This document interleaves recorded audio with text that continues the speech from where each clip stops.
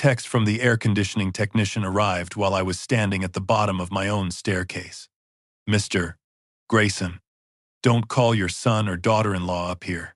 There's a hidden door behind the insulation, and somebody installed it recently. For several seconds, I stared at the message while cold air from a floor vent brushed across my ankles. Above me, Luis Ramirez was kneeling in the attic, waiting. Behind me, Melissa was speaking softly into her phone in the kitchen, telling someone I was getting worked up again. I had not raised my voice. I had not even spoken. Yet somehow, before I knew what was hidden over my head, my daughter-in-law had already begun explaining my reaction. Luis sent another message. There are papers inside with your name on them. That was the moment the broken air conditioner stopped being the problem. My name is Walter Grayson. I am 68 years old, and I spent 41 years building structures meant to keep people safe. That afternoon, I learned my own house had been altered to hide something from me. Stay with me, because what I found behind that door was only the beginning. 3 hours earlier, I had believed the day would be ordinary. It was the middle of July in Henrico County, Virginia, the kind of day when the sunlight looked white instead of yellow and the heat pressed against the windows before breakfast. I woke at 6, made coffee, and noticed the upstairs thermostat read 81 degrees. By 7, it had climbed to 84. My granddaughter Sophie came down wearing her soccer shorts and carrying the small battery fan I had bought her the summer before. "Grandpa, my room feels like Florida," she said. At 12, she had perfected the art of complaining without sounding ungrateful. I told her I would call someone before lunch. Ethan came in a minute later, already dressed for work, and frowned when he heard me. "You should have told me first," he said. "I know a guy." I reminded him that I had used the same licensed HVAC company for 9 years. His jaw tightened. "I'm just saying strangers don't need to be wandering around upstairs." At the time, I assumed he was worried about Melissa's jewelry or Sophie's privacy. Looking back, his concern had nothing to do with strangers. He was afraid one of them might look in the wrong place. Ethan, Melissa, and Sophie had been living with me for 18 months. The original arrangement was supposed to last 6. Ethan's remodeling company had lost a large commercial contract. Their lease was ending, and they needed time to rebuild their finances. My wife Elaine had been gone 3 years by then, and the house felt too large without her. So when Ethan called, pride cracking beneath every word, I told him to bring his family home. I gave them the 2 upstairs bedrooms, the guest bath, and the den Elaine once used for sewing. I paid for groceries without mentioning it, covered Sophie's soccer fees, and wrote Ethan an $85,000 check when he said the company only needed 1 good quarter to recover. I told myself I was helping him stand. The truth was less flattering. I had spent most of his childhood solving problems with money because work had taken me away too often. When he needed me at 20, I sent a check. When he needed me at 39, I did the same thing. I never asked whether rescuing him had become another way of keeping him dependent. Luis arrived just before 11 in a white service van with blue lettering and a ladder strapped to the roof. He was 44, compactly built, with a neatly trimmed mustache and the patient expression of a man accustomed to homeowners explaining machinery they did not understand. I had met him twice before. He checked the outdoor unit, tested the refrigerant pressure, and said the system itself appeared healthy.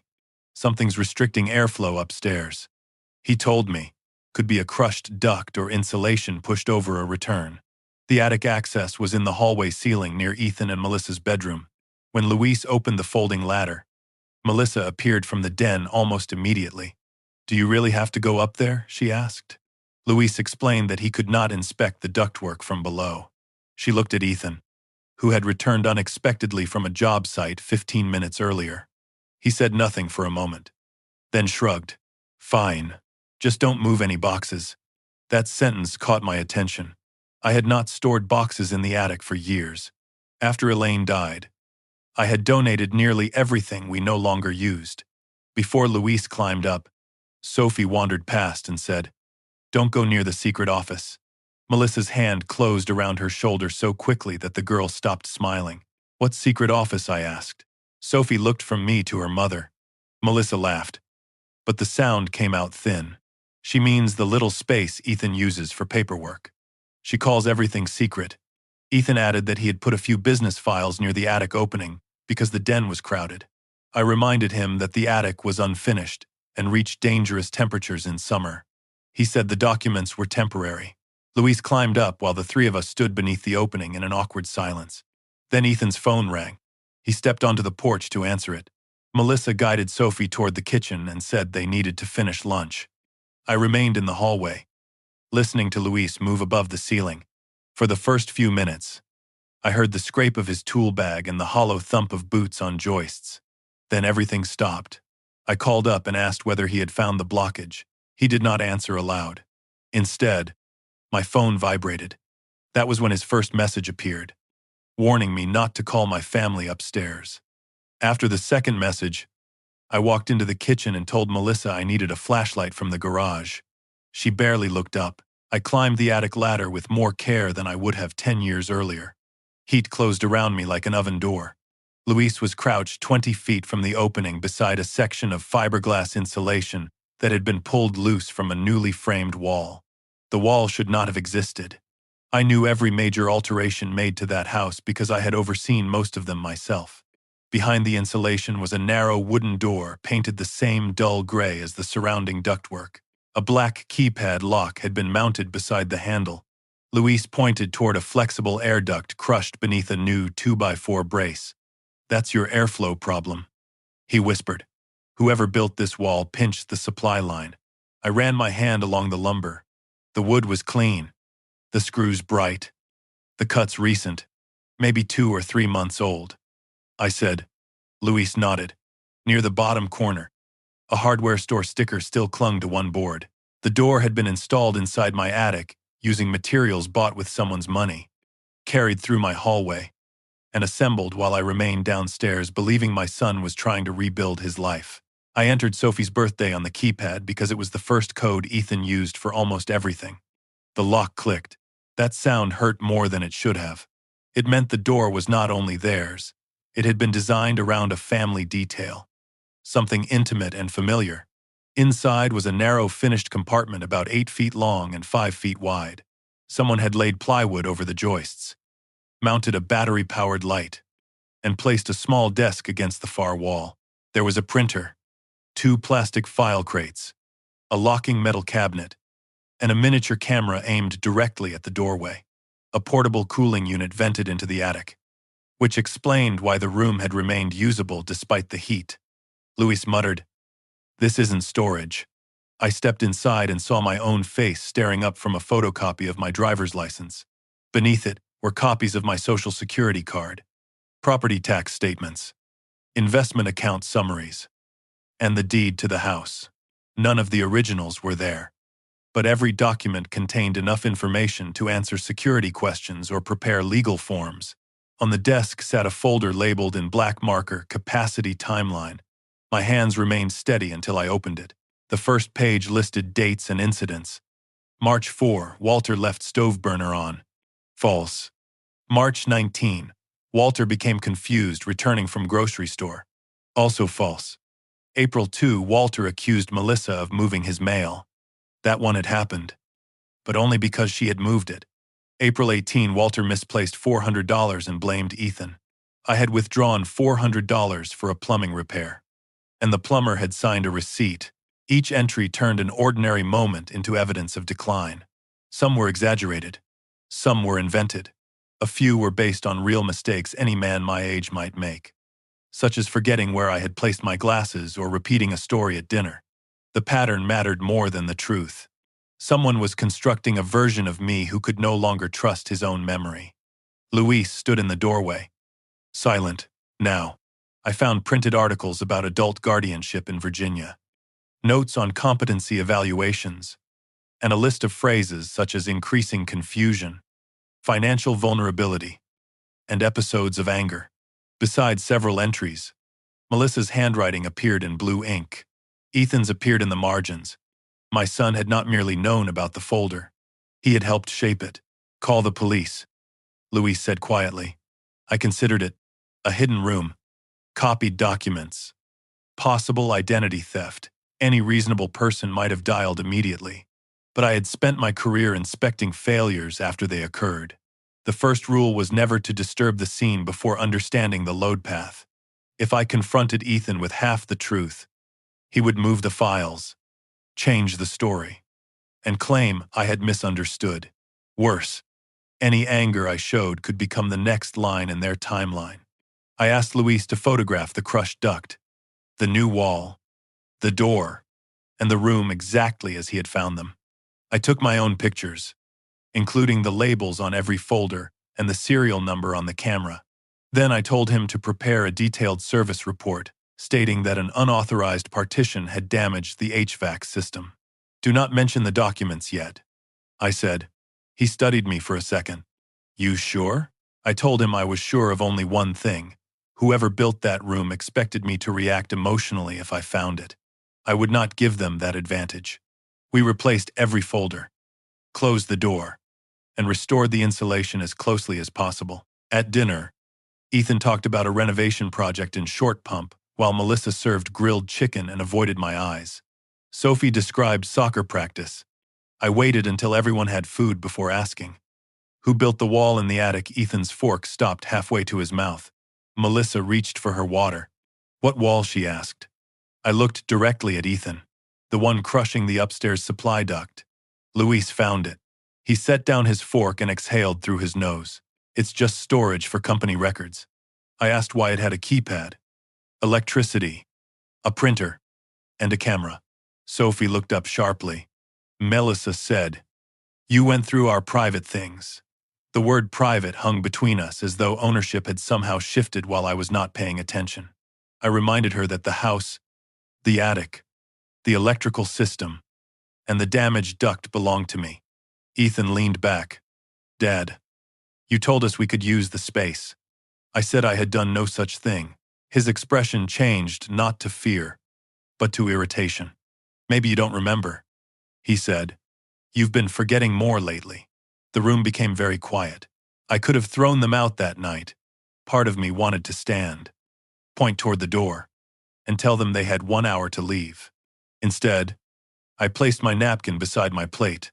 Give me an example, I said. Ethan frowned. An example of what I asked him to name one specific conversation in which I had approved construction in the attic. Melissa answered for him. She said it happened in April. After I came home from the grocery store confused and upset, I remembered that day clearly. A road closure had forced traffic through an unfamiliar subdivision, and I arrived 20 minutes later than expected.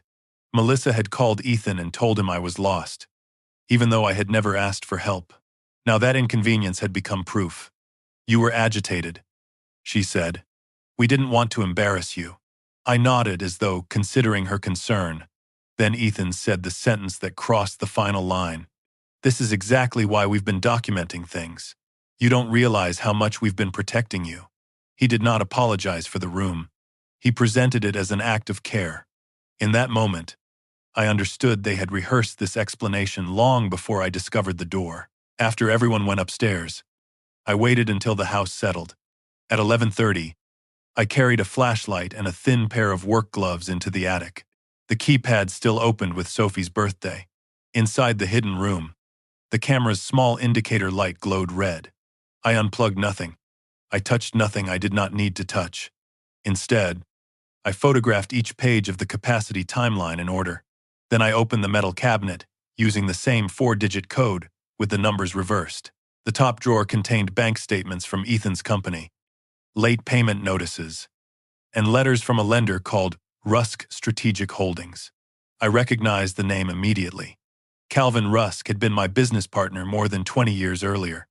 Before I ended our relationship over his habit of hiding risks inside complicated contracts, I had not spoken to him in 17 years. Yet there, in my attic, was a letter addressed to my son from Calvin's company. It referenced a loan balance of $640,000 and a missed interest payment. The amount made my chest tighten. Ethan's company had never been large enough to carry debt like that safely. Beneath the letter was a draft agreement mentioning anticipated control of the Grayson real property. At the bottom of the cabinet, clipped inside a red folder. I found the document that changed suspicion into certainty. It was a draft petition for the Henrico County Circuit Court requesting the appointment of Ethan Grayson as my temporary financial guardian. The petition described me as increasingly confused, emotionally volatile, and vulnerable to fraud. It cited incidents from the timeline as though they had been verified. Melissa was listed as a supporting witness. A blank space remained for a physician's statement. The proposed filing date was the following Monday, less than 5 days away. Behind the petition was a copy of the $640,000 loan agreement. One paragraph stated that if Ethan defaulted, the lender could pursue any interest he acquired through guardianship, inheritance, trust administration, or authority over the property at my address. They were not merely preparing for the possibility that I might lose capacity someday. They were trying to create that loss on paper now. I stood alone in the narrow room and listened to the air conditioning system hum through the duct Luis had repaired. My family slept below me, comfortable beneath a roof I had paid for. While a legal version of my disappearance waited inside a red folder, I photographed the petition, the loan agreement, and every signature page.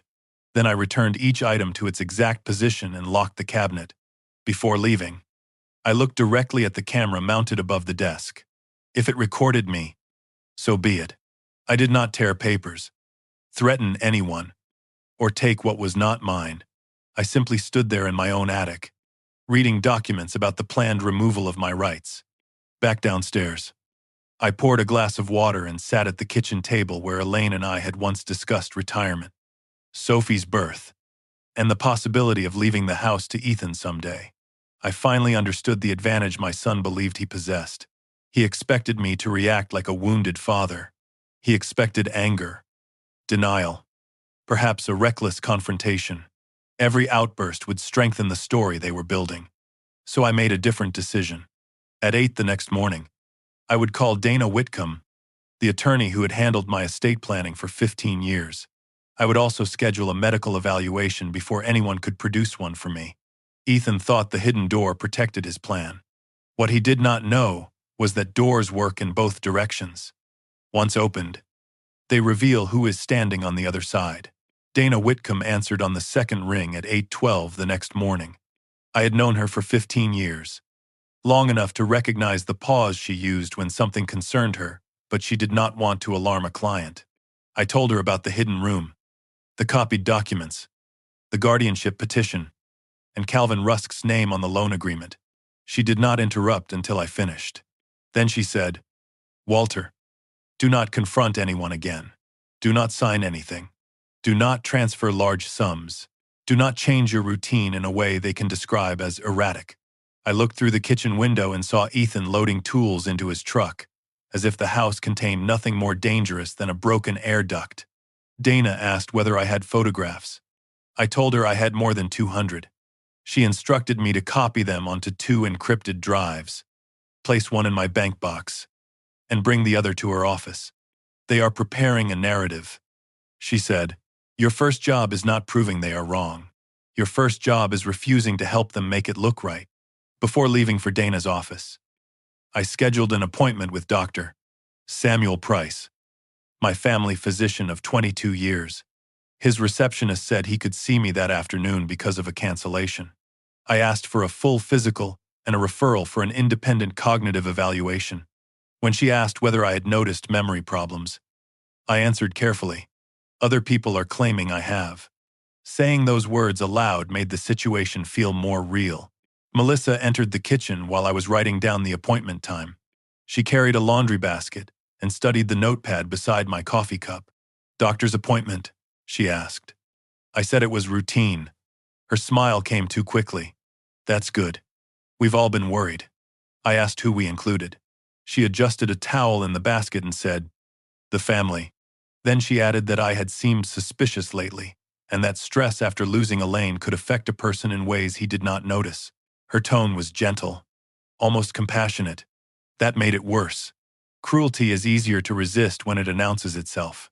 Manipulation is more dangerous when it sounds like concern. Dana's office was on the 4th floor of a brick building near downtown Richmond, overlooking a parking garage and a narrow strip of the James River.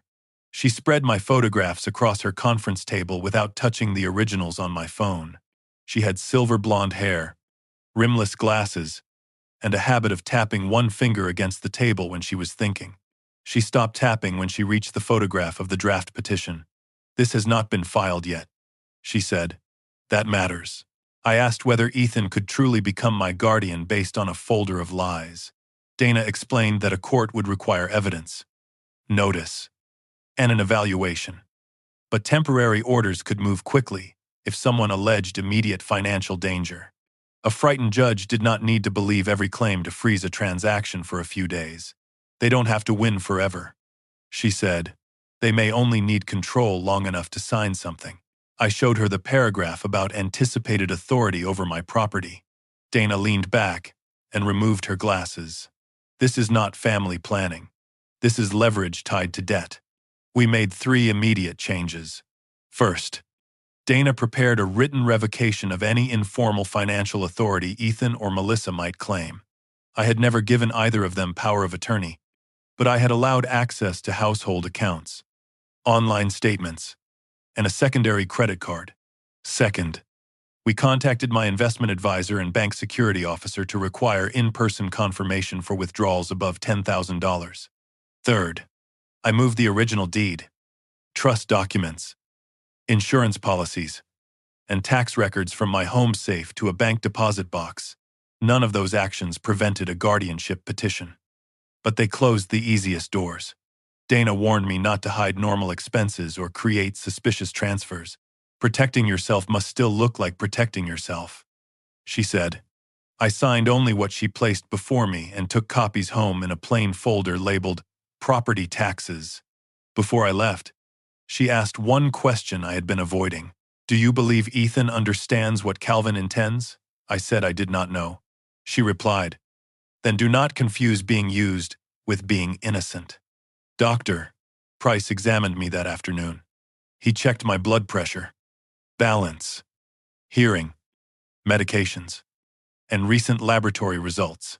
He asked whether I had fallen, gotten lost, forgotten bills, or left appliances running.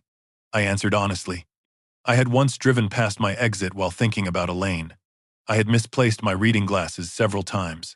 I had forgotten the name of a neighbor's new dog. None of those things suggested incompetence.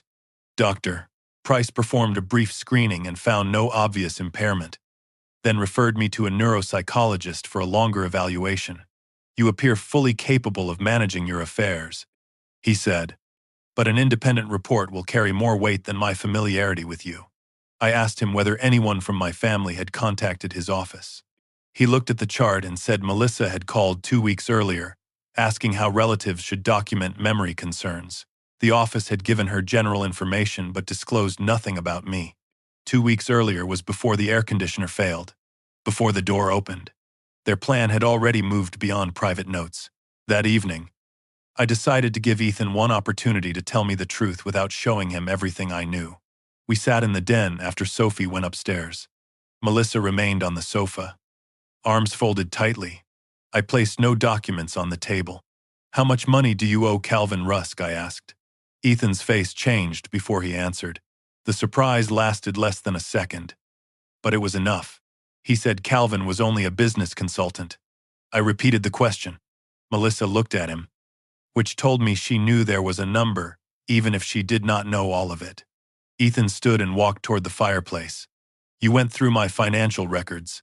I told him the records were hidden inside a structure built without permission in my attic. He said he was trying to keep employees working and that Calvin had helped when banks refused. I asked whether the amount was $640,000. Ethan turned around slowly. "You don't understand how business works now." I almost laughed. I had run construction projects before he could spell the word invoice. He said the company had taken a temporary loss after a hotel renovation was canceled, and Calvin had offered bridge financing. According to Ethan, the debt would disappear once 2 new contracts closed. I asked why the loan referenced control over my property. He accused me of reading legal language out of context. Melissa interrupted and said, "No one is taking your house." I asked whether they had prepared a guardianship petition. The color drained from her face. Ethan stepped closer to me. That was a precaution.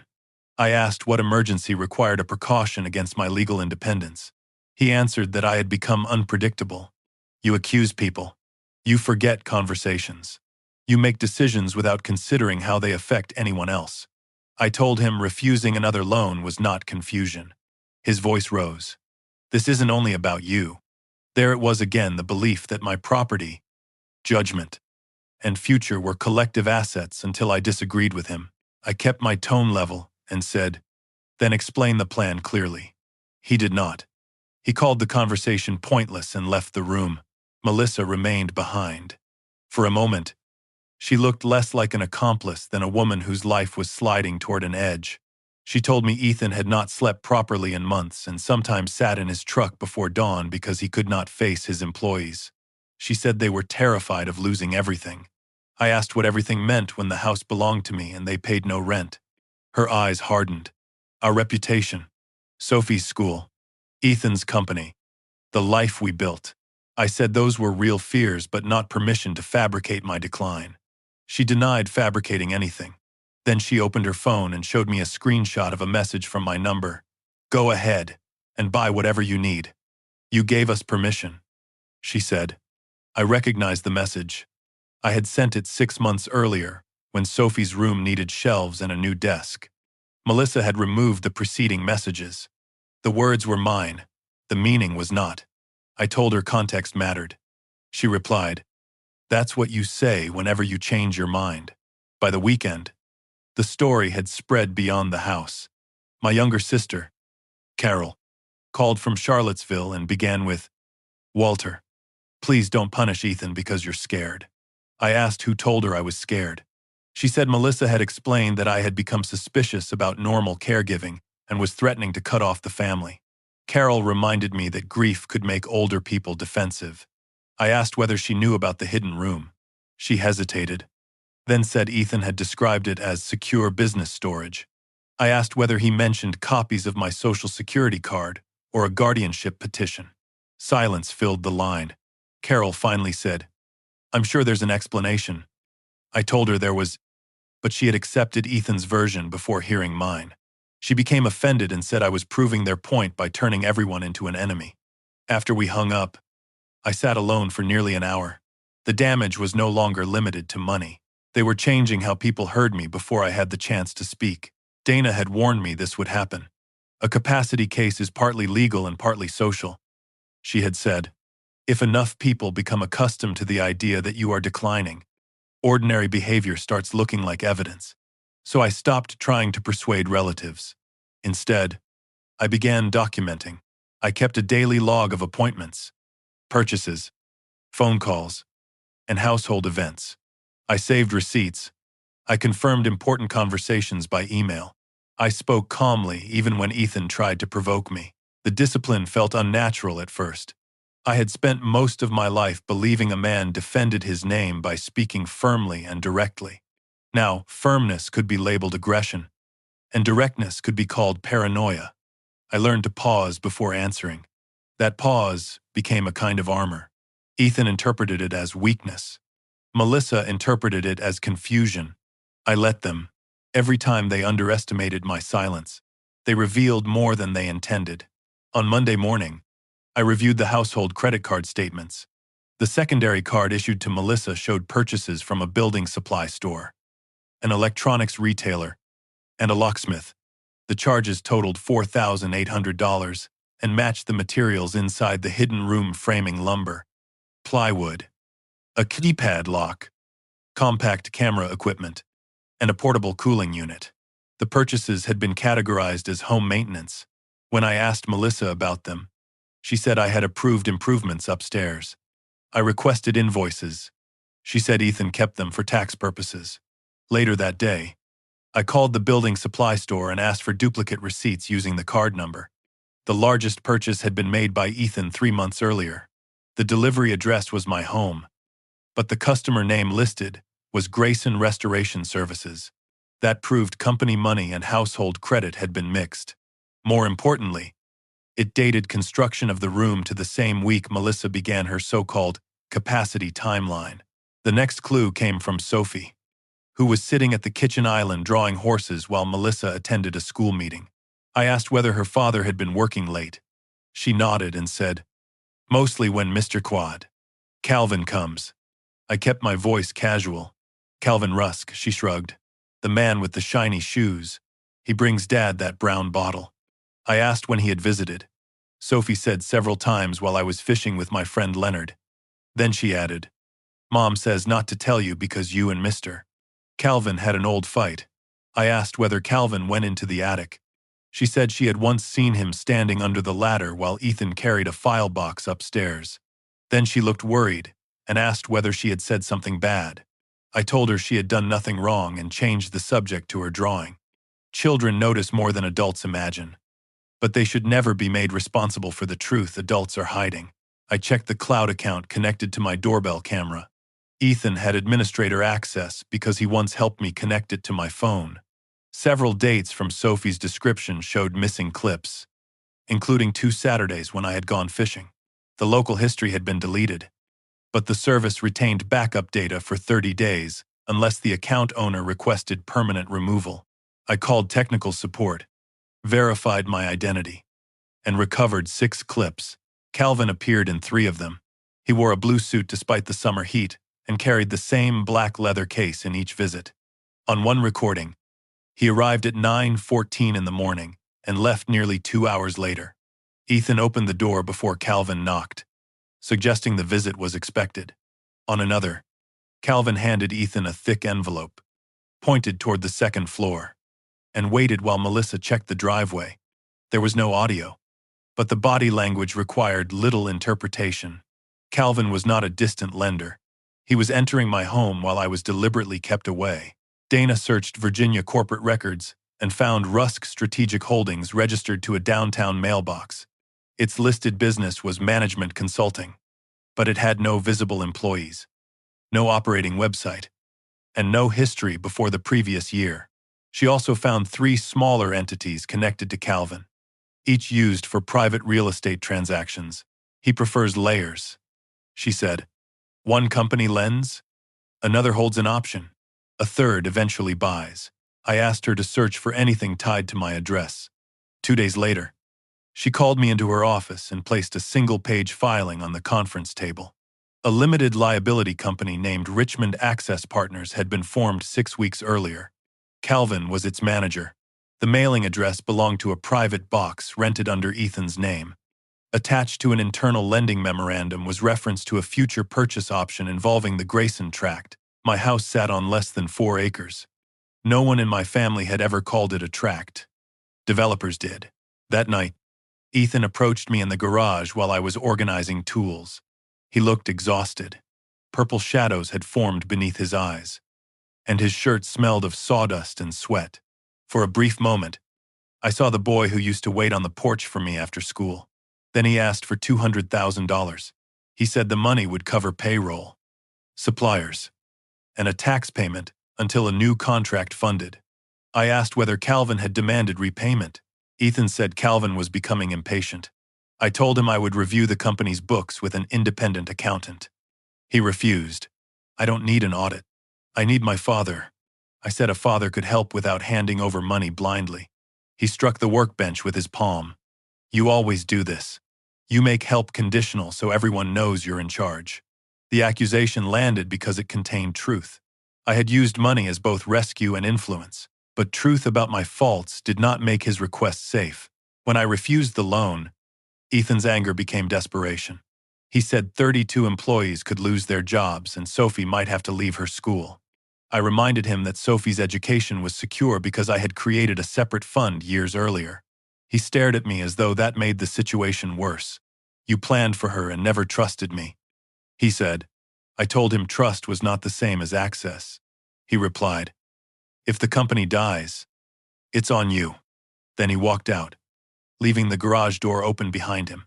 I closed it and stood in the sudden quiet, feeling the weight of my own history. I had missed baseball games, forgotten a school conference, and corrected Ethan publicly when he joined my firm after college. I had made him feel small more than once. Those failures explained some of his resentment. They did not explain a hidden room, false records, or a petition designed to erase my authority. Understanding a betrayal did not require excusing it. The independent cognitive evaluation took nearly 4 hours. I completed memory exercises, pattern tests, language tasks, financial reasoning questions, and a long interview about my daily life. The neuropsychologist, Dr. Helen Marsh, told me she found no evidence of dementia or impairment affecting judgment. Her written report would be ready within a week. I did not mention the appointment at home. That same afternoon, I removed Melissa's access to the household credit card and changed the banking passwords. Within an hour, she confronted me in the kitchen. My card was declined at the grocery store. I told her she could use her own account and submit shared household expenses to me. She said I was humiliating her. Ethan came in and demanded that I restore access. I refused. Melissa began crying and said, "This is what financial abuse looks like." I nearly answered too quickly, but caught myself. Financial abuse is taking someone else's money without informed permission. I said, "Setting limits on my own accounts is not abuse." The following morning, Dana called with the largest clue yet. Richmond Access Partners had signed an option agreement, granting it the right to purchase my property at a fixed price if Ethan obtained legal authority to act for me. The agreement had not been recorded against the property because Ethan lacked ownership, but Calvin had used it as supporting collateral in the internal structure of the loan. The purchase price was far below current market value. Dana explained that the document might be unenforceable without my consent, but its existence revealed intent. This was not drafted after a crisis, she said. It was planned before the guardianship petition. The signature line for Ethan was dated 2 months earlier. Melissa's signature appeared as a witness. Attached was a site map highlighting the eastern edge of my land, where an abandoned utility corridor ran beneath the trees. I remembered Calvin asking about that corridor when we worked together decades ago. At the time, I thought his interest had died with our partnership. I returned home just before sunset and found Ethan, Melissa, and Sophie eating without me. No one had called to ask whether I wanted dinner. Ethan looked up and said, "We need to have a family meeting tomorrow." His tone suggested the decision had already been made. I asked who would attend. He said Carol might come, along with someone who could help mediate. I suspected the mediator would be another witness for their narrative. I agreed calmly. Ethan seemed surprised. After dinner, I went upstairs and stood beneath the attic opening. The hidden room remained sealed above me, but it no longer felt like the center of the plan. It was only one station in something larger. Calvin had financed the debt, entered my home, helped create a paper trail of incapacity, and positioned a company to purchase my land the moment Ethan gained authority. The betrayal was not a desperate act committed in one bad week. It was a system built over months, each piece designed to make the next appear reasonable. And now they believed tomorrow's family meeting would move me one step closer to surrender. The family meeting began at 10 the next morning in my dining room. Beneath the brass chandelier Elaine had chosen 32 years earlier. Carol arrived first from Charlottesville, carrying a bakery box and the strained smile people wear when they expect to referee a quarrel. Ethan came in with Melissa and a woman named Judith Lane, who introduced herself as a senior family care consultant. She was not a lawyer, doctor, or court-appointed evaluator. She ran a private service that helped families organize elder care. Ethan had clearly hired her to make the gathering appear neutral. Judith placed a yellow legal pad beside her coffee and said, "Our goal is to create a safe plan that respects everyone." I asked who was paying her. Ethan answered, "That isn't relevant." Judith's eyes flicked toward him before she said her fee had been arranged by the family. I corrected her. "Part of the family." Carol sighed and told me not to start defensively. I looked around my own table and understood the structure immediately. 3 people had arrived prepared to discuss my future, and only one of them believed I should control it. Judith began by asking about my daily routine, medication, driving, and finance. I answered every question without irritation. Then she asked whether I had experienced confusion or anger. Melissa described the road closure incident and claimed I had driven in circles for nearly an hour. I asked her how she knew that. She said she had tracked my phone. The trip history on my phone showed a 21-minute delay, not an hour. Carol looked uncomfortable, but Judith merely wrote something down. Ethan said I had accused them of building a secret room when they had only created secure storage. I asked whether secure storage usually contained a draft guardianship petition. Judith stopped writing. Carol turned toward Ethan. Melissa whispered, "Walter, we agreed not to ambush anyone." I told her no such agreement existed. Ethan said the petition had been prepared in case of an emergency. I asked Judith whether families commonly build locked offices and copy Social Security cards before emergencies. She closed her notebook and said this meeting might not be productive. That was the first honest thing anyone said that morning. Carol followed me into the kitchen after the others left. She looked older than she had a month earlier, though perhaps I was only noticing the lines around her eyes because she was finally looking directly at me. "Did they really prepare court papers?" she asked. I said yes. She wanted to see them, but Dana had advised me not to reveal the complete evidence yet. I showed her one photograph of the red folder and the title page of the petition. Carol lowered herself into a chair. "Ethan told me you found some online forms and misunderstood." I said Ethan had been counting on everyone to believe his interpretation before seeing the documents.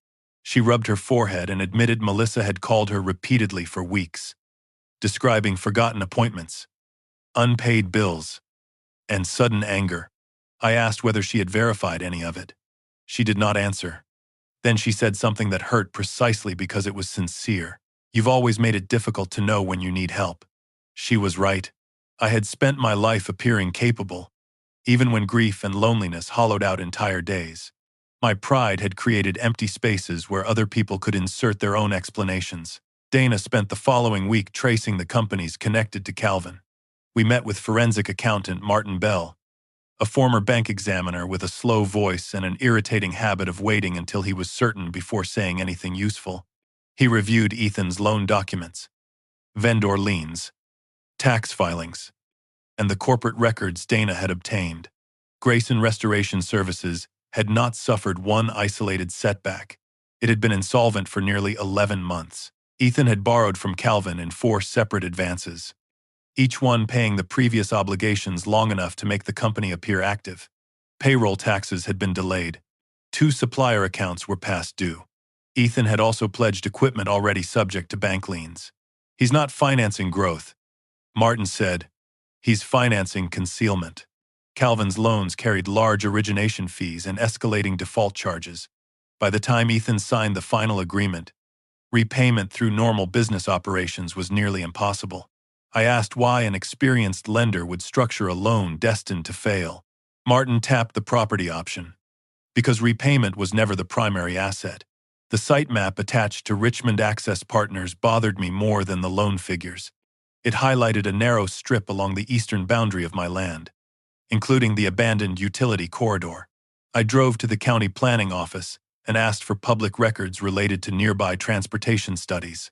Most were preliminary and deliberately vague, but one long-range map showed a proposed connector road linking a commercial development to the interstate. The most efficient route crossed close to my property. Nothing had been approved. Yet the potential was obvious. A developer who controlled access through my land could negotiate with the county, adjoining owners, or the commercial group.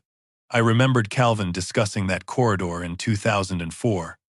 When we jointly evaluated a warehouse project nearby, he had suggested buying surrounding parcels through separate companies before zoning changes became public. I rejected the idea because he wanted to conceal our coordinated ownership. We ended our partnership months later after another dispute over disclosure. I had believed Calvin resented losing a profitable relationship. Now I realized he had never stopped tracking land he thought I had kept from him. Dana obtained archived correspondence from my old firm's records. One email from Calvin, written 21 years earlier, referred to my property as the missing access piece. Another asked whether Elaine might persuade me to grant an easement. At the time, I dismissed the language as a developer's persistence, placed beside the new option agreement. It looked like patience. Calvin had not invented his interest after Ethan's company failed. He had recognized a path into my family and waited until my son became vulnerable enough to open it. The hidden room, the guardianship petition, and the capacity timeline were not independent schemes. They were tools meant to transform Ethan's future legal authority into Calvin's present commercial leverage. That realization changed the shape of the betrayal. Ethan still had responsibility, but he was not the architect I had imagined. He was the compromised doorway. Calvin had supplied the blueprint. Melissa had helped build the frame. I was the property being discussed, both literally and legally. The deeper we looked, the more carefully Calvin's manipulation appeared. Emails recovered from an automatic backup on Ethan's home computer began with sympathy. Calvin praised Ethan's talent, criticized modern banks for refusing to support small contractors, and mentioned how difficult it must be to succeed beneath the reputation of Walter Grayson. He told Ethan I had never respected his judgment. He suggested I had allowed the company to struggle so Ethan would return to me for help. In one message, Calvin wrote that some fathers only release control when the law forces them. Ethan replied that I had always treated him like an employee rather than a son. Reading that sentence, I felt anger first, then shame. During the years Ethan worked at my firm, I had corrected him in front of supervisors, reassigned one of his projects without explanation, and once told him that being my son did not make him qualified. I intended to demand excellence. He heard contempt. Calvin had not created that wound. He had simply learned where to press. Melissa's role was more complicated than I wanted it to be. The earliest entries in the capacity timeline were dated shortly after I fainted in the backyard during a heat wave the previous summer. I had been dehydrated, embarrassed, and dismissive when Melissa suggested I see a doctor. She began a private notebook recording my meals, medications, and sleep. Some early entries were accurate and concerned. She noted that I had stopped attending church for several weeks after Elaine's death anniversary, and that I occasionally left mail unopened. Those facts did not prove incapacity, but they showed Melissa's first impulse may have been worry rather than theft. Months later, the language changed. Ordinary observations became diagnostic claims. Walter seemed tired became Walter displayed disorientation. Walter disagreed about household expense became Walter showed irrational financial suspicion. In the margins, Calvin had added suggested phrases and references to legal standards. Melissa had allowed a caregiving record to become a weapon. Fear did not absolve her, but it explained how she crossed the line one careful step at a time. I met Dr. Marsh at her office to receive the final cognitive report. She stated clearly that I showed normal age-related variation but no condition impairing judgment, memory, or financial capacity. She asked why the evaluation had become necessary. I gave her a limited explanation. She listened and said, "People sometimes confuse disagreement with incapacity, especially when money is involved." The report became one pillar of Dana's strategy, but she cautioned that evidence alone would not stop Ethan from filing. A temporary petition could still force us into court, and Calvin might accelerate his plan if he sensed exposure. Dana proposed we let them believe I was reconsidering. They need your signature or legal authority. She said, "At present, they have neither. That makes them dangerous, but it also makes them dependent on the next step. We would create a path that appeared to offer control while requiring disclosures Calvin would resist. The plan depended on patience, credible performance, and my ability to sit across from my son without revealing how much I knew. I began by apologizing to Ethan, not for discovering the room or protecting my accounts, but for the ways I had diminished him over the years. We sat on the back porch after Sophie went to bed. I told him I remembered missing his high school championship game because a project inspection ran late. I remembered treating his first business proposal like an exam instead of a dream. I admitted that every rescue check had carried an unspoken message you cannot manage without me. Ethan looked away toward the dark yard. For a moment, neither of us mentioned Calvin, debt, or guardianship.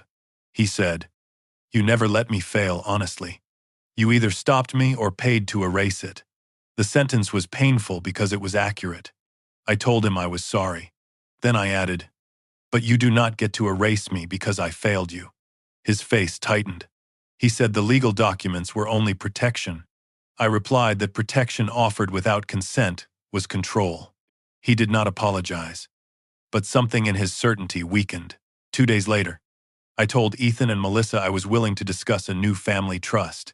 I said the conflict had made me recognize the need for a clearer succession plan, and that Ethan might eventually serve as co-trustee. Melissa's relief appeared immediate. Ethan remained cautious and asked whether Dana had suggested it. I said the idea was mine, but Dana would draft the papers. I deliberately mentioned that the trust could hold the house, investments, and perhaps an interest in his company if I decided to help stabilize it. That last phrase caught him. How much help, he asked. I said the amount would depend on a complete accounting of debts and outside obligations. He hesitated, then agreed that transparency was reasonable. I watched him glance toward Melissa. They believed I was retreating. In truth, the proposed trust documents would require written disclosure of every creditor, option, side agreement, and beneficial interest connected to any family asset. Calvin could not accept those terms without exposing himself. But refusing them would reveal that something mattered more than saving Ethan's company. Our first setback came sooner than expected. Ethan went into the attic and discovered that the original deed and estate files were no longer in the home safe. I heard him moving through the upstairs hallway, opening drawers and cabinet doors. That evening, he asked casually whether I had reorganized my papers. I said I had moved important documents for safekeeping. Where, he asked. I told him somewhere secure. His expression hardened. You're hiding assets now. I reminded him the assets were mine. He called Calvin from his truck less than 10 minutes later. The doorbell camera captured no words, but the call lasted 14 minutes. The following morning, Melissa began photographing rooms and making notes about my behavior. They had realized I was not as passive as I appeared. Dana warned me that Calvin might advise immediate filing. We accelerated preparations. But the petition reached the courthouse before our disclosure meeting could be scheduled. Melissa signed an affidavit claiming I had threatened to sell the house, cut off family support, and conceal funds because I believed everyone was conspiring against me. Ethan alleged that I was vulnerable to financial exploitation by unknown advisors, a clever reversal that transformed Dana into the danger. They included the edited video from the garage, where I appeared to shout and strike the workbench. The beginning, Ethan demanding money and blaming me for his company's failure, had been removed. They also attached selected entries from the capacity timeline, several statements from relatives, and Judith Lane's description of the failed family meeting. Judith did not diagnose me, but she wrote that I had been rigid, suspicious, and resistant to collaborative planning. Dana said the filing was stronger than she expected because it combined lies with enough recognizable truth to look balanced. A judge reviewing the papers quickly might see a worried family, not a financial scheme. At 3:15 that afternoon, a county adult protective services investigator and a sheriff's deputy arrived at my door. The deputy was polite but watchful. The investigator, a woman named Renee Foster, explained that a report had alleged escalating threats and possible self-neglect. I invited them inside. Melissa stood behind them with red eyes, holding Sophie's hand. Ethan said, "Dad, please cooperate." The performance was almost perfect. I answered questions, showed my medications, food, utility records, and appointment calendar. Renee asked whether I intended to harm anyone. I said no. She asked whether I had access to firearms. I told her there was an unloaded hunting rifle secured in a locked safe, and I provided the key without argument. Nothing supported immediate removal or detention. Still, the petition had already reached a judge. Dana arrived with my cognitive report, but by then a temporary financial preservation order had been signed. The order did not appoint Ethan as full guardian, but it froze transfers above $25,000 and prohibited changes to property ownership until an emergency hearing 72 hours later. I could pay bills and manage ordinary expenses, yet I could not sell, refinance, or move major investments without court approval. For the first time in my adult life, a stranger's signature limited what I could do with assets I had earned. Ethan stood in the hallway while Dana explained the order. He looked relieved, then ashamed of his relief. I asked him whether Calvin had promised the restriction would be temporary. His eyes moved toward Melissa. That was answer enough. Dana touched my arm and warned me not to speak further. I watched the deputy leave with the investigator, then heard the front door close. The house became silent, except for Sophie crying softly upstairs. Calvin's plan had finally produced a real result. I had not lost everything, but I had lost the advantage of time. Dana and I sat in the kitchen after midnight reviewing deadlines. The emergency hearing would determine whether the restrictions continued and whether a temporary fiduciary should be appointed. My medical report helped, but the judge would also examine family testimony, financial decisions, and the allegation that I was hiding assets. Our planned trust meeting could still serve as a trap, but now we had to operate under court scrutiny. Worse, Martin discovered that Ethan's largest loan payment was due the same day as the hearing. If he defaulted, Calvin could seize company equipment, close accounts, and force bankruptcy. Ethan had placed himself in a position where obtaining control over my property was no longer merely desirable. He believed it was the only way to prevent immediate collapse. Desperation had shortened every fuse in the house. Dana asked whether I still wanted to proceed with the disclosure plan. I looked at the temporary order bearing my name and said yes. Then she told me the final problem. Calvin had learned that I moved the original deed, and he now believed I possessed evidence against him. We no longer had the luxury of waiting for him to make a mistake. We would have to invite him into a room where he believed he could still win. Dana's plan began with surrender. At 9 the next morning, she sent Ethan's attorney a proposed family settlement stating that I was willing to place my house, investment accounts, and selected business interests into a new irrevocable trust. Ethan would be considered for co-trustee status, and the guardianship petition could be withdrawn if everyone agreed to a complete financial review. The proposal required disclosure of every creditor, purchase option, consulting agreement, side letter, and outside party who might benefit from any transfer involving my property. To Ethan, it looked like the control he wanted wrapped in respectable language. To Calvin, it was dangerous because transparency would expose the structure of his loan. We expected him to reject it quietly. Instead, Ethan called within 40 minutes.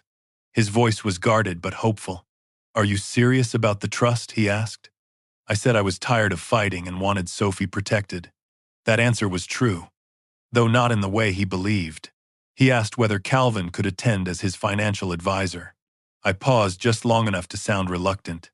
"If he has nothing to hide," I said, "I see no reason he should be excluded." The emergency hearing was postponed for 24 hours after both sides reported active settlement discussions. The temporary financial order remained in place, but the delay gave us time to prepare a meeting in a courthouse conference room immediately before the new hearing. Dana arranged for Martin Bell, my investment advisor, Ethan's accountant, and a representative from the bank holding his equipment loan to attend. She also requested preservation of all electronic records connected to Grayson Restoration Services, Rusk, Strategic Holdings, and the camera system inside the attic room. Because the guardianship petition placed my capacity and finances directly at issue, the court granted a limited preservation order. No one could delete relevant files without risking sanctions. Dana warned that preservation did not guarantee access. We still needed a proper subpoena or voluntary disclosure. The trap only works if they believe disclosure buys them something, she said. I understood. We were not forcing Calvin into honesty. We were offering him a controlled doorway and counting on greed to make him step through it. At home, I played the part of a man, worn down by conflict. I stopped challenging Ethan's explanations. I told Melissa I regretted making her feel unwelcome. I even asked whether she could prepare a list of household expenses for the trust meeting. Her suspicion did not disappear, but relief softened her manner. Ethan began speaking to me in the careful tone he had used before the hidden room was discovered. He said the new structure could take pressure off everyone. I nodded and asked whether his company might survive if its debts were reorganized. He said it could, but only if Calvin agreed to extend the loan. That statement confirmed Calvin still held the immediate power. Ethan did not know that Martin had already identified a default clause Calvin had likely triggered by failing to disclose his ownership interest in Richmond Access Partners. If the bank challenged the conflict, Calvin's priority position could weaken. The legal argument was not certain enough to rely upon alone, but it gave us leverage. Every layer of Calvin's plan depended on the others remaining hidden. Melissa discovered my first recording device on Wednesday evening. I had placed a small digital recorder inside a drawer in the den before a conversation with Ethan. Virginia law generally permits recording when one participant consents, and because I was present, Dana believed the recording lawful. Still, legality did not make discovery harmless. Melissa entered the den looking for printer paper, opened the drawer, and found the device with its red light blinking. She held it between two fingers when I walked in. "So you've been spying on us," she said.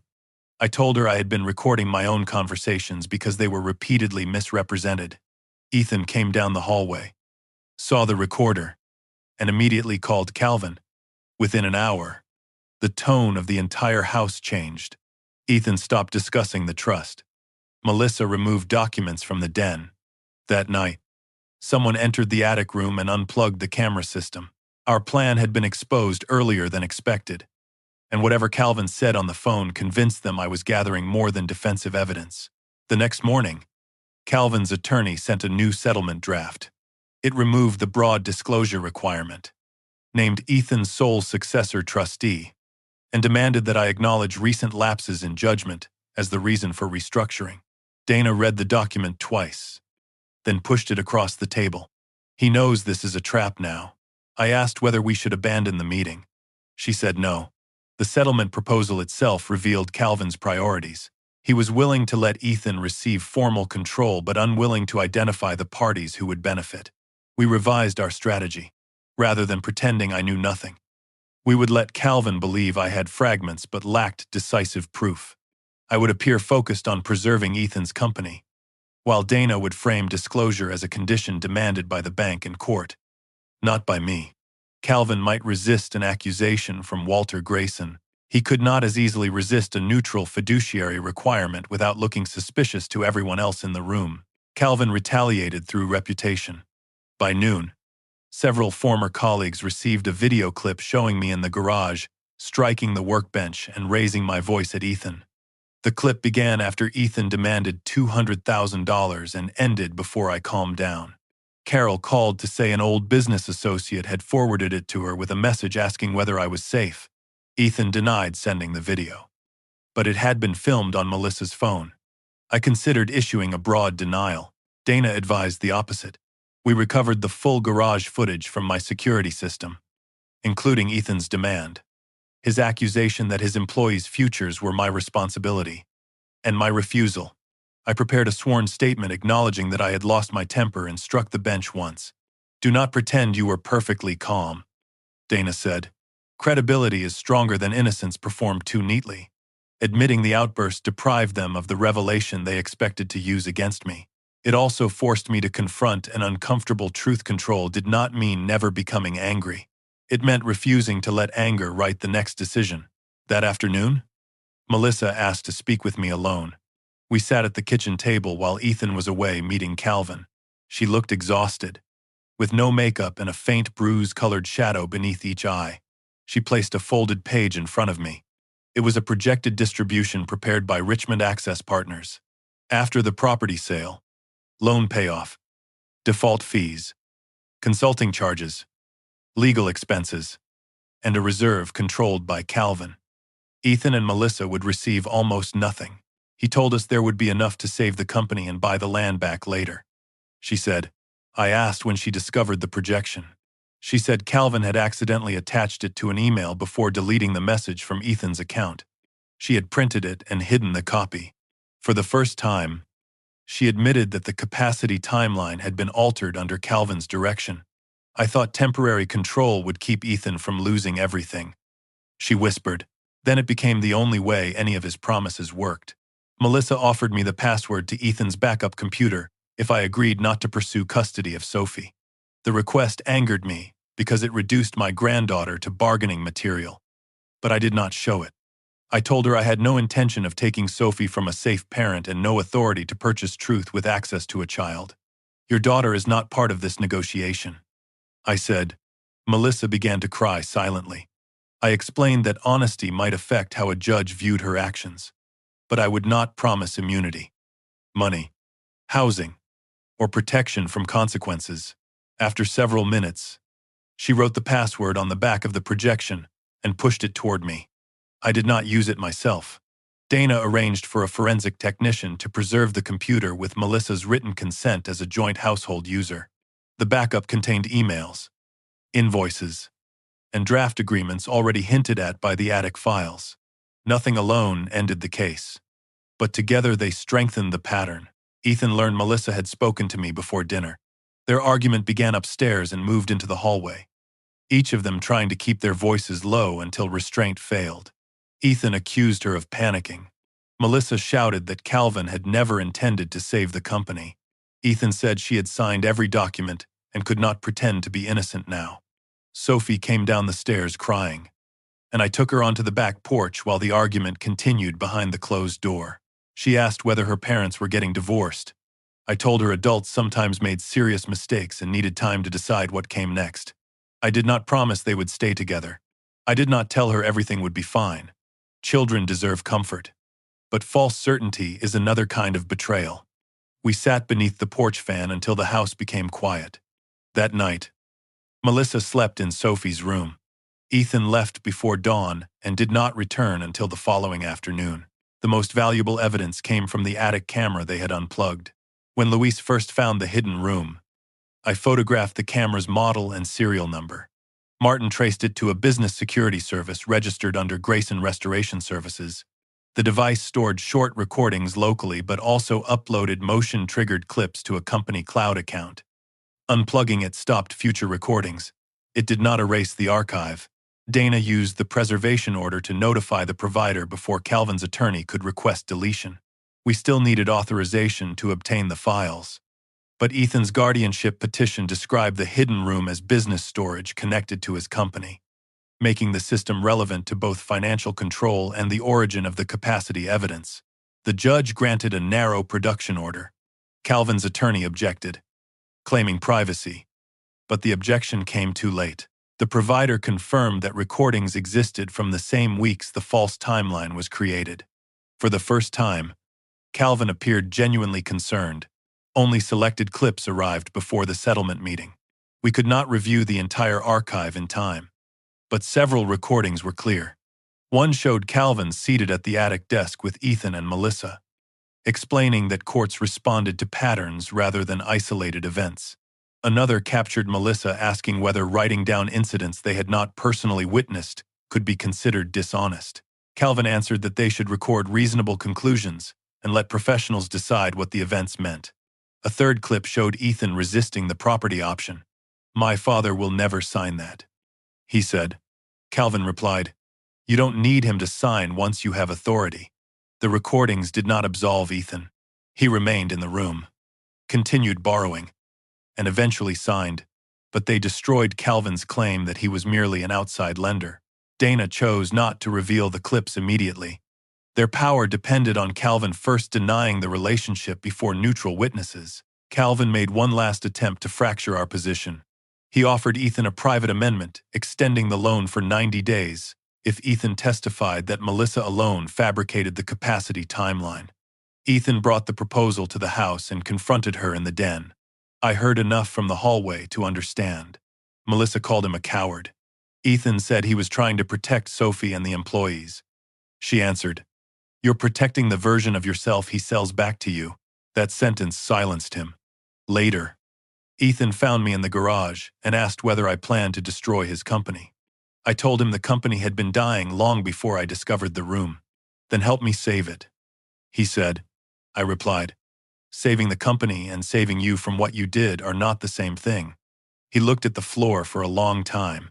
When he finally spoke, he said Calvin would attend the meeting because he believed the bank might release additional funds after the trust was signed. The courthouse conference room was reserved for Friday morning at 8:30. 90 minutes before the emergency hearing, Dana arranged the seating carefully. Calvin and his attorney would face the windows. Ethan and Melissa would sit separately. Martin, the bank representative, Ethan's accountant, and my investment advisor would occupy the opposite side. A court mediator would attend, which meant no one could later claim the conversation was merely an informal family dispute. On Thursday night, I walked through the house and noticed how ordinary everything looked. Sophie's shoes were by the stairs. Melissa's grocery list was attached to the refrigerator. Ethan's work jacket hung beside mine in the mudroom. Betrayal had not transformed the house into a villain's lair. It had grown inside routines, bills, family meals, and fears nobody wanted to name. That made it harder to accept, but it also made the truth more important. I slept 4 hours and woke before the alarm. Calvin arrived at the courthouse wearing a charcoal suit and carrying the black leather case captured by my doorbell camera. At 61, he still moved with the polished confidence I remembered from our business years. He greeted Dana by name, shook Martin's hand, and gave me a sympathetic smile. "Walter, I'm sorry matters reached this point," he said. I replied that difficult situations often revealed what people valued most. He did not react. Ethan entered behind him, pale and unshaven. Melissa came separately with her own attorney. The bank representative placed a thick folder on the table. The mediator reviewed confidentiality rules and reminded everyone that the hearing would proceed if no agreement was reached. Calvin opened his case and removed the trust document naming Ethan co-trustee. He believed the room had gathered to negotiate the terms of his victory. What he did not know was that the first recording from the attic was queued on Dana's laptop, and every person needed to hear Calvin deny the plan before she pressed play. The mediator began by asking whether everyone understood that no agreement would become effective until reviewed by counsel and, because of the temporary preservation order, approved by the court. Calvin nodded with the mild impatience of a man who believed procedure was only scenery. His attorney slid the proposed trust across the table. Ethan would become co-trustee immediately, gain authority over major assets, if 2 professionals signed statements expressing concern about my capacity, and receive limited power to refinance property for family preservation purposes. That last phrase was broad enough to swallow the entire house. Dana asked Calvin to explain his role. He smiled and said, "I am only Ethan's lender and occasional advisor. I have no interest in Walter's property." Dana repeated the question more narrowly. Did he control Richmond Access Partners? Calvin admitted he managed it, but claimed it had no active agreement involving me. Did he benefit if Ethan gained authority over my land? Absolutely not, he said. Ethan stared at the table. Melissa closed her eyes. Dana waited until the denial settled over the room. Then she turned her laptop toward the mediator and said, "Before we continue, everyone should hear how Mr. Rusk described the arrangement when he believed no neutral witnesses were present." The first attic recording filled the conference room with the thin, compressed sound of hidden speakers. Calvin's voice was unmistakable. Courts don't need one dramatic incident. They need a pattern. Confusion, anger, poor judgment. Document enough of it, and professionals will complete the picture. Melissa's recorded voice asked, "What if some of it is just normal?" Calvin replied. "Normal becomes relevant when it is organized correctly." No one moved while the clip ended. Calvin's attorney objected that the recording lacked context. Dana said context was precisely why additional clips had been produced under court order. The second recording played. Ethan said, "My father will never sign away the land." Calvin answered, "You don't need him to sign once you have authority." The bank representative slowly removed his glasses. Martin opened the loan file. Calvin leaned toward his attorney and whispered something. The confidence had not vanished from his face, but it had hardened into calculation. He claimed the words referred to emergency management in the event of genuine incapacity. Dana asked why his company's property option was dated before any medical evaluation. Calvin said the option was preliminary. That answer only moved the deception from one document to another. Dana distributed copies of the option agreement, the guardianship draft, the capacity timeline, and the corporate filings connecting Calvin to Richmond Access Partners. She did not introduce a single document that had not appeared earlier in the dispute.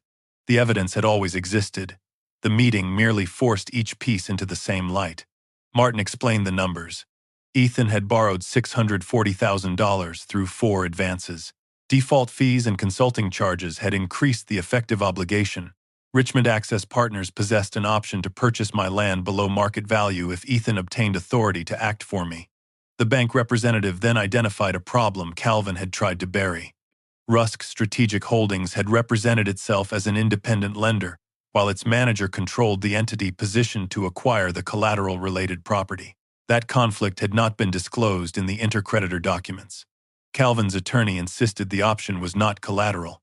Martin replied, "Then there was no commercial reason for it to exist." The room became quiet again.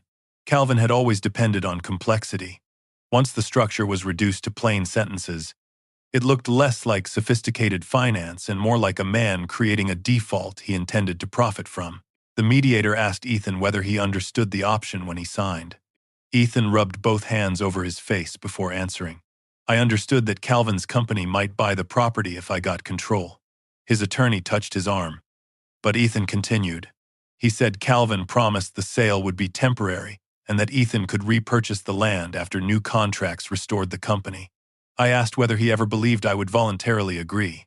He looked at me for the first time that morning. No, the word was barely audible. I asked whether that was why he helped prepare the guardianship petition. He said he had convinced himself I was becoming rigid and that temporary authority would protect the family. "Did you believe I lacked capacity?" I asked. He hesitated too long. "I believed you would never help me if you knew everything." That was not an answer to my question, but it was the truth beneath the entire scheme. Ethan had not needed to believe I was incompetent. He only needed the court to treat my refusal as a defect. Melissa's attorney advised her to say nothing. Yet Melissa asked to speak. She admitted she began the capacity notebook after I fainted from dehydration, and that her first entries reflected genuine concern. Then Calvin taught her which phrases sounded significant to evaluators. She described changing tired to disoriented, recording arguments without their causes, and listing incidents she had not witnessed. I told myself I was documenting a risk. She said, eventually I was manufacturing one. She also confirmed that the hidden room had been built with my credit card and Ethan's company labor. Calvin's attorney attacked her credibility, pointing out that she now faced personal exposure. Melissa agreed. "That doesn't make the documents less real." Her voice shook, but she did not withdraw the statement. Ethan stared at her with an expression I could not easily name. Betrayal had passed through their marriage in both directions. She had helped him deceive me. He had been willing to place the blame entirely on her. Whatever remained between them would no longer be protected by the illusion that they had acted as one family against a common obstacle. Calvin's final defense was that no transfer had occurred. No land had been sold, and the guardianship petition had followed lawful procedure. Dana agreed that incomplete harm was not the same as harmless intent. She then gave the bank representative the default analysis Martin had prepared. The undisclosed related party option potentially violated Calvin's own lending representations and affected the priority of his claim. The bank announced it would suspend cooperation with Rusk Strategic Holdings pending review and would not release additional funds to Ethan's company. Calvin turned to Ethan and said, "Without my extension, your payroll fails today." The threat was direct now because subtlety had stopped working. Ethan looked at me, perhaps expecting the rescue he had received his entire life. I did not offer one. Instead, Dana placed a different document on the table, an assignment agreement showing that an independent restructuring fund had purchased the bank's secured operating line and several supplier claims against Grayson Restoration Services. The fund's beneficial investor was my revocable trust. Acting through a professional manager, I had not transferred restricted assets after the court order. The commitments were negotiated earlier and became effective only after permitted review. Calvin laughed once and said I had simply replaced him as the man controlling Ethan. I told him there was one difference. I did not intend to acquire my son's failure at a discount and use it to steal someone else's property.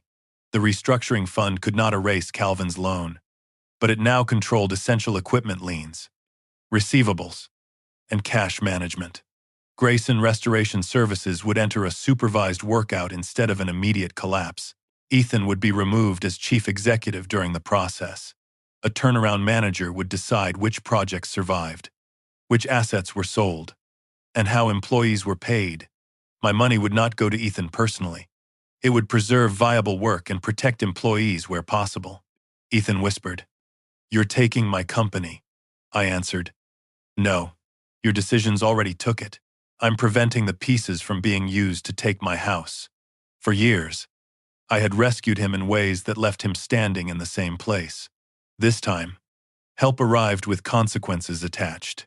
The mediator suspended the settlement conference and notified the judge that significant evidence had emerged.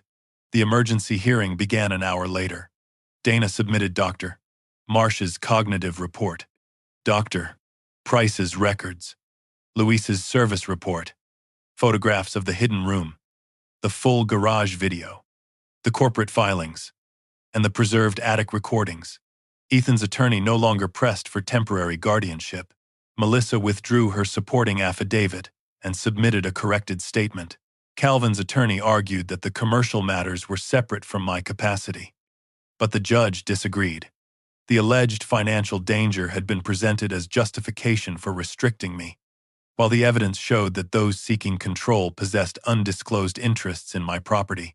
The guardianship petition was dismissed without prejudice, meaning a legitimate future concern could still be raised if real evidence ever existed. The temporary financial restrictions were dissolved. The judge referred the questionable affidavits, related party transaction, and potential document misuse for further review. Calvin was not handcuffed in the courtroom. Real consequences rarely arrive with that kind of theater.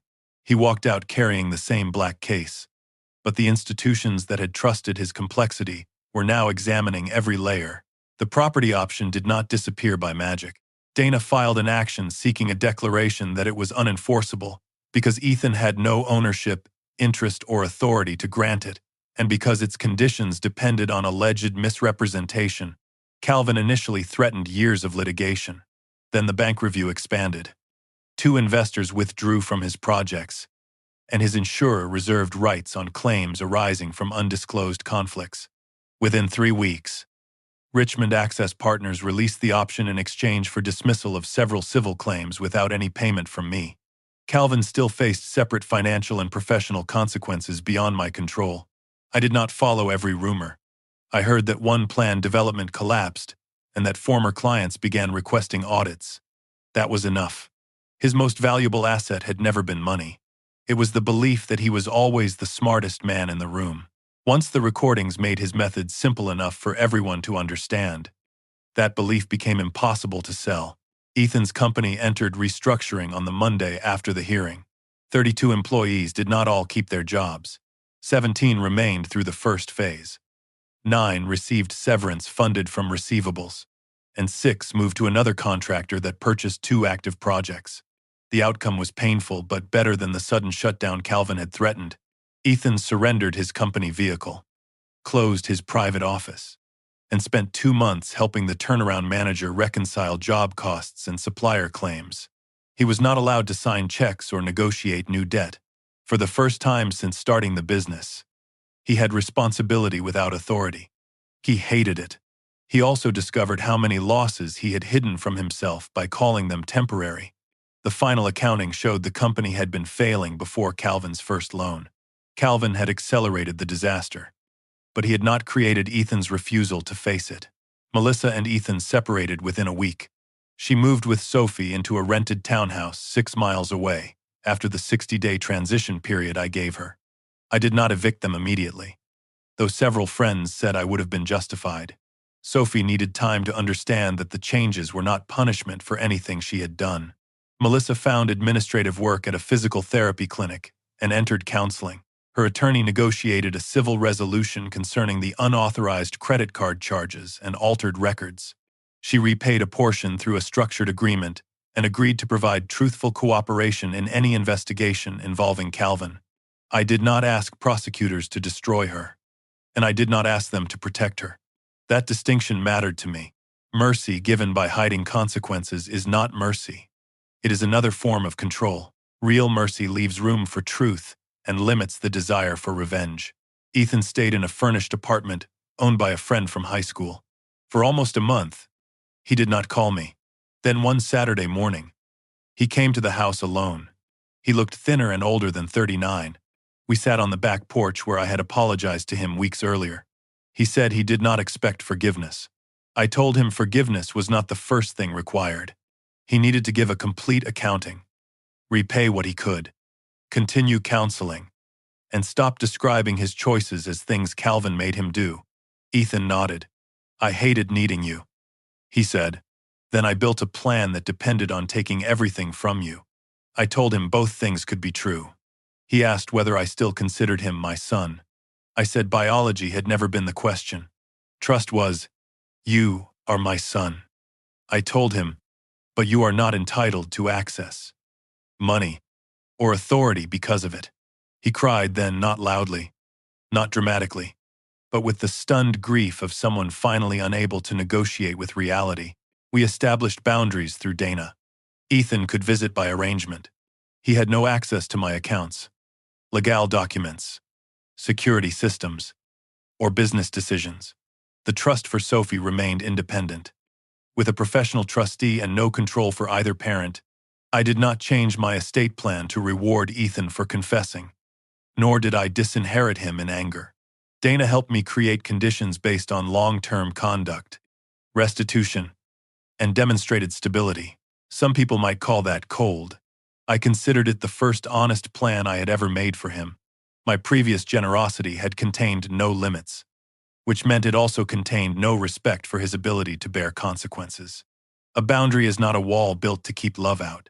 Sometimes it is the structure that prevents love from collapsing under weight it was never designed to carry. Luis returned in late August to inspect the system and remove the damaged partition. I hired a licensed contractor rather than allowing Ethan's company anywhere near it.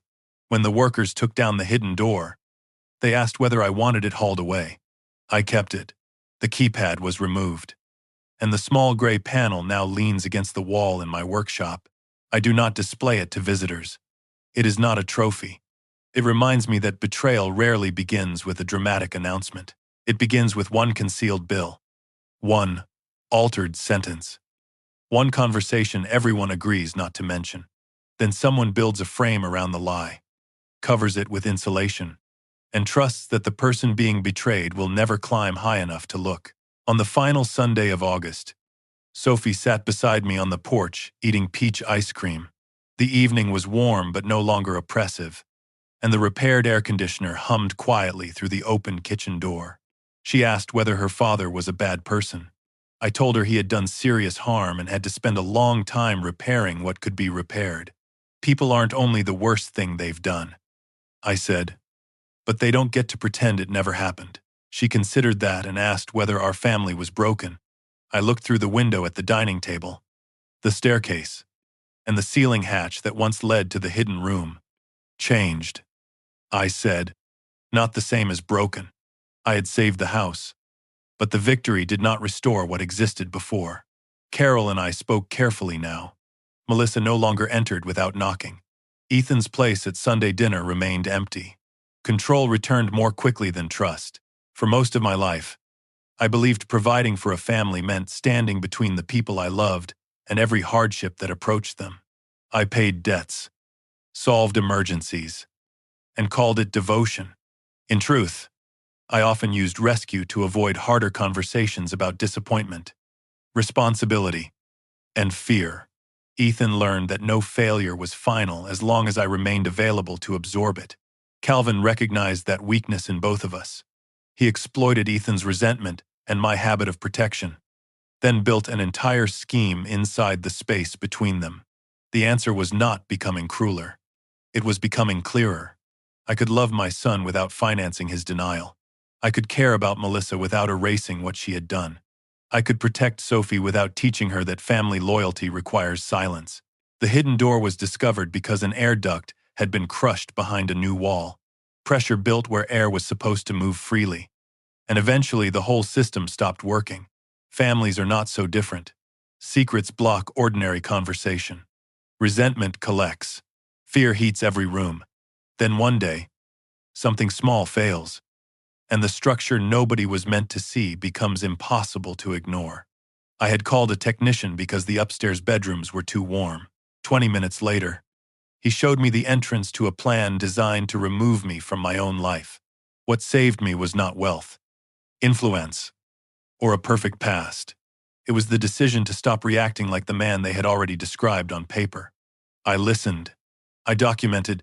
I admitted where I had failed. Then I let the truth place its own weight on everyone who had tried to carry the lie.